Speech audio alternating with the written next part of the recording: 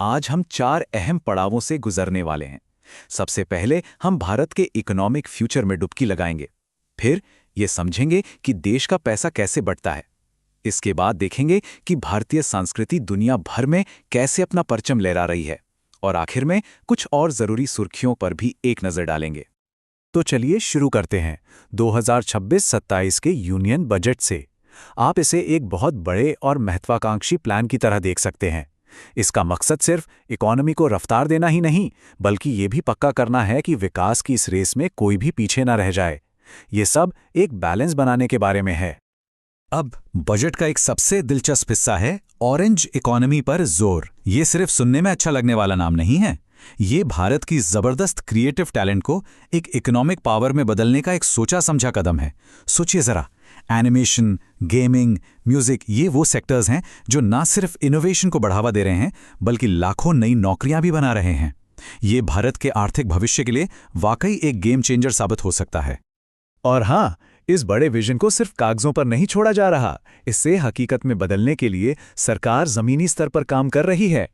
कल्पना कीजिए, देश भर के 15,000 स्कूलों और 500 कॉलेजों में कंटेंट क्रिएटर लैब्स बनाई जा रही हैं। ये कोई छोटी मोटी पहल नहीं है और इसे सपोर्ट कर रहा है मुंबई का Indian institute of creative technology. इसका सीधा मतलब है अगली पीढ़ी के कहानीकारों, डिजाइनरों और इनोवेटर्स को वो सारे टूल्स देना जिनकी उन्हें जरूरत है। देखिए, एक मजबूत इकोनॉमी को चलाने के लिए एक मजबूत फाइनेंशियल ढांचे की भी जरूरत होती है, और यहीं पर एंट्री होती है 16वें वित्त आयोग की। अब ये नाम सुनने में थोड़ा भारी भरकम लग सकता है, लेकिन इसका काम बहुत बहुत जरूरी है।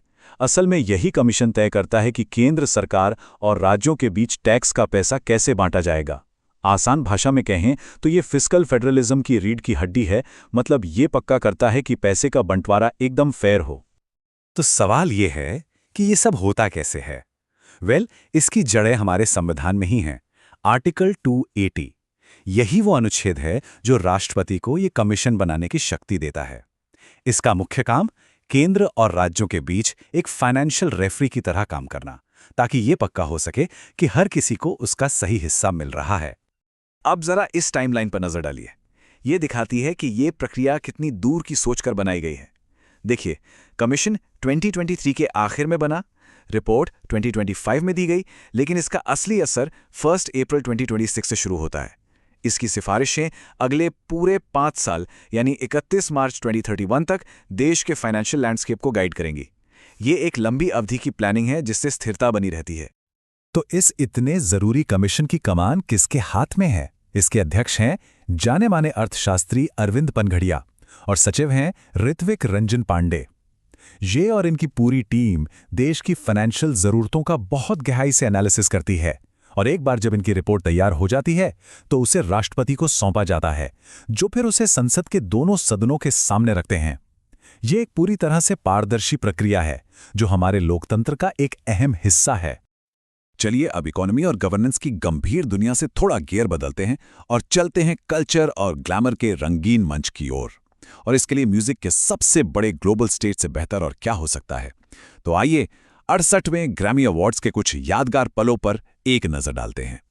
लॉस एंजलिस के उस सितारों से भरी रात में बिली आइलिश और बैड बनी जैसे बड़े नामों ने तो अवार्ड्स जीते ही, लेकिन उस रात की असली कहानी थी 90 साल के आध्यात्मिक गुरु दलाई लामा की ऐतिहासिक जीत। उन्हें अपने स्पोकन वर्ड एल्बम मेडिटेशन के लिए अपना पहला ग्रैमी मिला। ये इस बात का एक खूबसूरत सबूत है कि संगीत और शांति का पैगाम किसी भी उम्र या सरहद का मोहताज नहीं होता। और दलाई लामा की ये जीत हमें एक शानदार विरासत की भी याद दिलाती है। क्या आप जानते हैं कि ग्रैमी जीतने वाले पहले भारतीय पुरुष श्री रविशंकर थे और पहली भारतीय महिला थीं टैलेंटेड तन्वी शाह। ये हमें भारत की समृद्ध संगीत परंपरा और ग्लोबल स्टेज पर उसके गहरे असर की एक जबरदस्त याद दिलाता है। अच्छा, अब आते हैं हमारे आखिरी सेक्शन पर। आइए थोड़ा जूम आउट करते हैं और 2026 को आकार देने वाली कुछ और राष्ट्रीय और अंतर्राष्ट्रीय घटनाओं पर एक तेज नजर डालते हैं। 2026 में बहुत कुछ हुआ। चलिए कुछ खास बातों को जल्दी से देख लेते हैं। राष्ट्रीय सुरक्षा की बात करें तो महाराष्ट्र में सांझा शक्ति नाम का एक जरूरी मिलिट्री अभ्यास हुआ। न्यायपालिका में जस्टिस रेवती मोहिते डेरे ने मेघालय की पहली महिला चीफ जस्टिस बनकर इतिहास रच दिया। इंटरनेशनल लेवल पर देखें तो चीन, रूस और ईरान ने एक साथ नौसैनिक अभ्यास किया, जो बदलते ग्लोबल रिश्तों का एक संकेत है। वहीं हेनले पासपोर्ट इंडेक्स में भारत 80वें नंबर पर रहा। पर्यावरण के मोर्चे पर भारत ने एक बड़ा मील का पत्थर पार किया, 267 gigawatt non fossil fuel capacity हासिल करके। खेलों में कर्नाटक ने खेलो इंडिया बीच गेम्स में टॉप किया। और आखिर में कल्चर और हेरिटेज में मध्य प्रदेश को डॉक्टर वांकणकर टाइगर रिजर्व मिला और केरल में पारंपरिक मकर विलोक्को उत्सव धूमधाम से मनाया गया।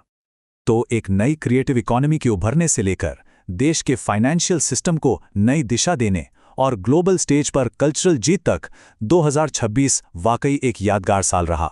इन सभी पहलुओं पर गौर करने के बाद एक बड़ा सवाल मन में आता है। इन सभी बड़ी हलचलों में से, चाहे वो आर्थिक हों, राजनीतिक हों या सांस्कृतिक, किसका भारत के भविष्य पर सबसे गहरा